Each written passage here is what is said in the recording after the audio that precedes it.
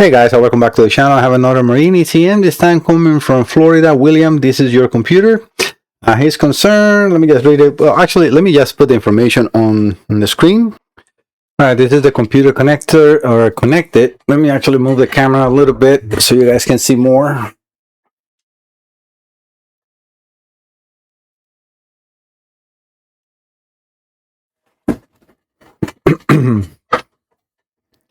I have just the battery on, not power up completely, but let's take a look at the information first.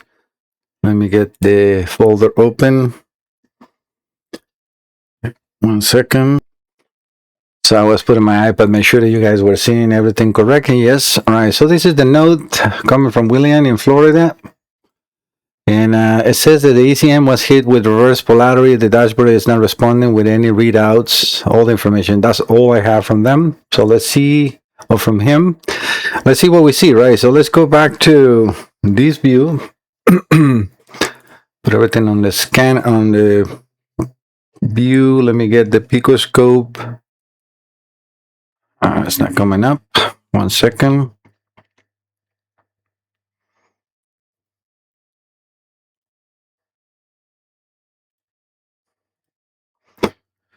It's divided because I have it that way in my screen as well.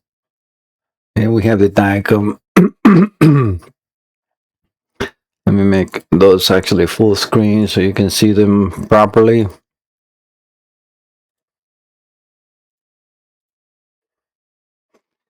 And let me readjust that in your view. So we're not covering anything. The picoscope is to see the signals and see if the computer runs or not.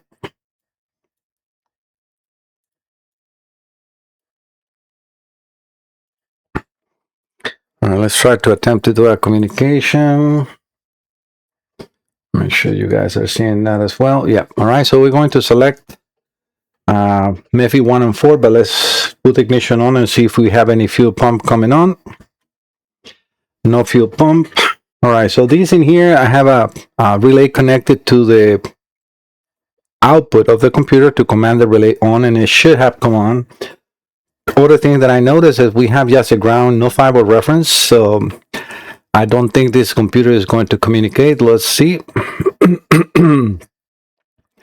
Trying to establish communication and no reply, which we see in the bottom. It's going to do 10 attempts, and you can see right now it says ECM not responding or cable not plugged in. All right, guys, let me open this computer and see what I can see. I'll be right back, okay? Well, actually, before we do that, let me show you. This is a 5.7 Volvo Penta. This is secret in here. That's for that reason, for that one. And this is the computer. You can see the part number in there. I'm going to put you back into my screen and open the folder. Let me get this out of the way, and let's get back to the folder. So this is his module, a little crossy, but nothing wrong with that. And this is what I was trying to show you from the distance. And there it says a 5.7 Volvo Penta. This is secret, is very, very unique to Volvo Pentas. All right, let me open this up. I'll be right back. All right, I opened the module. It's nothing really visual I can see on here.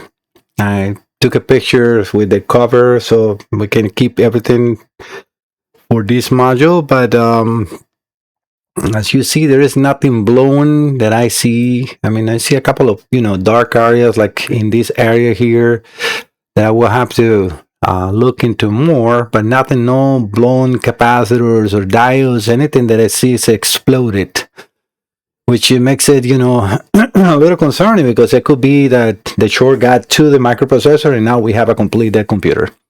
But before I condemn or do anything or say anything more, let me do some of my testing with voltage and everything to see what I find. And I'll be right back, guys.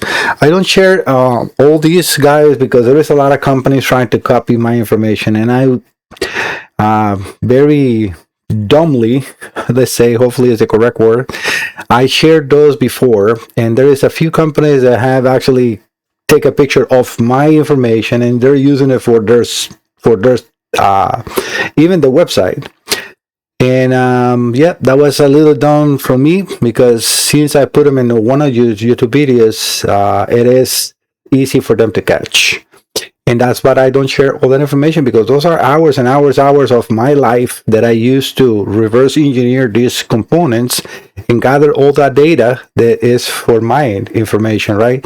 And to, help customers and even sometimes non-customers. Like I got a call yesterday from another person that he sent the computer to someone else, and but they still have problems, and he wants to do some checks, and I send pictures of the wire diagrams and everything that I have. I'm always trying to help people, even though it's a little sad that they send the computer to someone else, but they call me to get that information. So they knew about me, but not enough to send the modules. You see what I mean? So it's a little sad, but I always try to help. All right, let me take a look at this module in the microscope, and I'll be right back, guys. All right, William, you guys, I think I have good news. It was not the microprocessor. I actually found a few components that were actually shorted internally, not blown, but shortly, and I was able to replace those, and I think I have it to talk. So let's get to here. First, let me power the computer on. So let me put the battery voltage, and then the ignition, and 1, 2, 3. Okay, we have fuel pump prime. Excellent. And look at here, right here. So before we only have that ground, now we have the firmware reference and the IAC. This green and red is the IAC, and obviously it's not changing position because it's not running. But let's see if we can establish communication. This is definitely looking good. I actually have pierced these to check the serial communication also to see if there's any issues now with that, because he said the dashboard is not responding with any readouts. So that communication goes on the serial data over to the dashboard, and it all depends on the setup. I'm not sure exactly, because as you see, he didn't even check or share if it's a 5.7 GSI or GXI or what it is. So very minimum information that way, but it's okay. I have everything to test. So, and I can check the serial data, which is again the communication to go out, and then the diagnostics. If we have communication with Diacom, I can already know that is, or we will know that is good. All right, so let me put making sure everything is up and going. So we got the Pico, we got the Diacom, and the no communication that we had before, right? So let me reestablish communication, or try to establish communication. All right, we're gonna select MEFI 1 to 4. That's beautiful. You see, instantly detected the module. That's great news. I always select a standard diagnostic data, and let's connect. Perfect. All right, so guys, we are definitely talking to the computer. I'm going to save this one. It says this calibration. Let me actually show you that, okay, because I can. The calibration on this module is 844D, which matches a 5.7. We have 0 trouble codes, which that's not the one right here. 0 trouble codes, and look like this computer has 852.58 hours. Not abnormal. I mean, we're talking about probably 2000, 2001. It's a MEFI 3, right? So that is all looking good, but we got 0 trouble codes. So let me save this 1 second, guys. History before, after repairs. I'm just going to keep that in the calibration. We said it's A44D.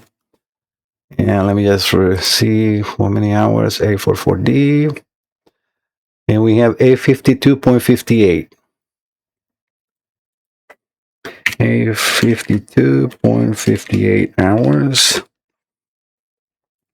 I'm going to say that in his folder.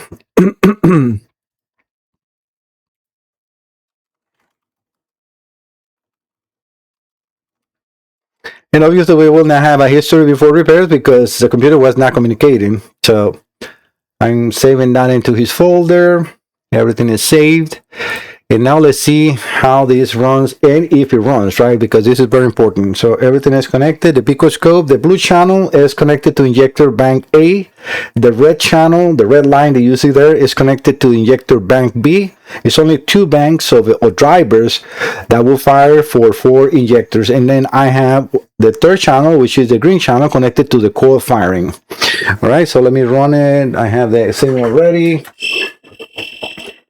And it's running beautiful. Now we're gonna let me select at least the RPM pit so you can see that we have 644 RPMs. Signals are looking excellent. We have a nice and clean injector signal in both banks, and the coil firing is good.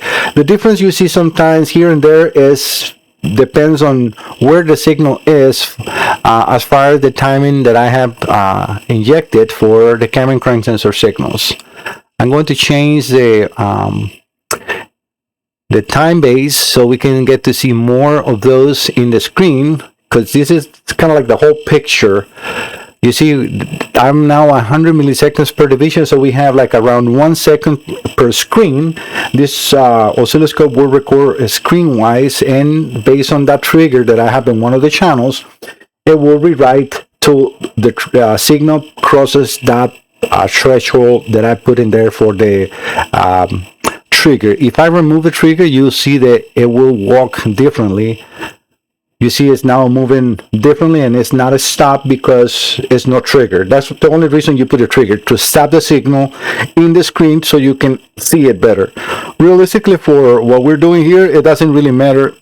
I like to put the trigger so it's not walking in the screen, but it will write the screen every time that signal on the blue channel passes exactly on that point. But everything is looking good, so let me raise the RPMs.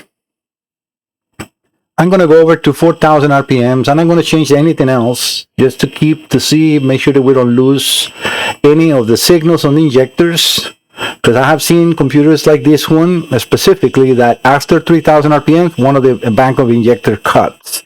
So let's make sure that that's not the case in here to test properly the computer after the repairs. Usually that's the threshold at 3150 or so, but we'll see. Okay, no, it looks like everything is nice. We can see all those lines now being more. Why? Because it's running in a higher RPM. But everything is looking very normal, William and guys. I like what I'm seeing. So yeah, the computer is able to do that. Let's now I'm going to come back to idle. And I'm going to move the blue channel over to the serial communication bus. All right, so we're out back in idle. I'm going to unplug the oscilloscope. Channel A is right here, and you're going to see how that is going to disappear. Why? Because we disconnected the channel from what it was reading, so right now it's just floating.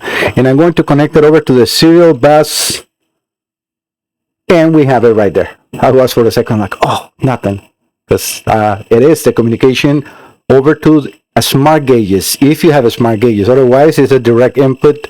Tachometer will be connected to the coil. The coolant temperature will usually has its own sensor, let's call that, and oil pressure will be directly connected to the oil pressure and so on, right? But if it's a serial message on the smart gauges, then all those messages are going there as in the scanner, reading all the information, right? But we do have good communication, and the serial bus is active and talking, no issues whatsoever. So William, this computer is now fully repaired. I'm very happy because these modules are very hard to get, very expensive too. I mean, I have seen some used ones in eBay, which I don't like to buy anything from eBay realistically because it's a gamble, and it's a very expensive gamble. They try to sell modules of these ones for up to $3,000 with 30 days warranty. What if it fails after 30 days? You spend $3,000 for a paperweight? You're going to have to send it to me to repay for see if it's repairable or not. So it's a very expensive gamble.